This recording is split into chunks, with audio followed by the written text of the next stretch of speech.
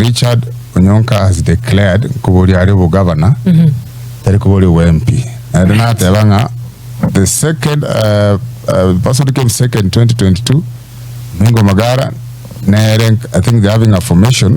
Amachogu is not running for senatorial.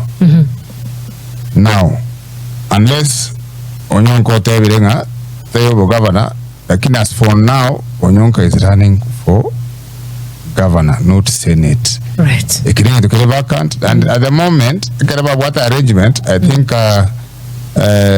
Governor Paul Simba comes from Bobasi, Akaigo Governor Richard comes from Bogetutu, Akaigo Senator Donya comes from Bochari, Akaigo Women Rep. There is that arrangement to make sure kwamba clan by balancing imefanyika. Right. Now, Omogetutu kwenye ubuate uchiri governor ya tigaire bosa.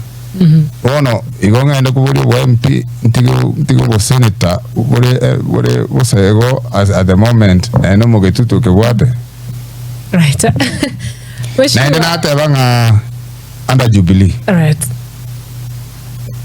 Omate evyama na vinge yangu kubeka kwa ende ya nyangi.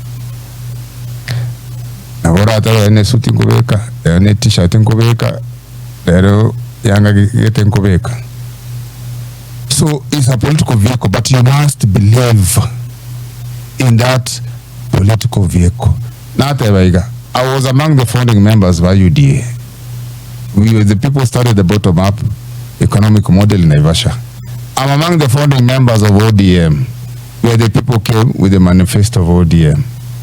Jubilee was started by, I think, Uhuru Kenyatta and William Ruto. So I don't know, manifesto. That's why I came up with the broad base. Those two parties, I was the founding member.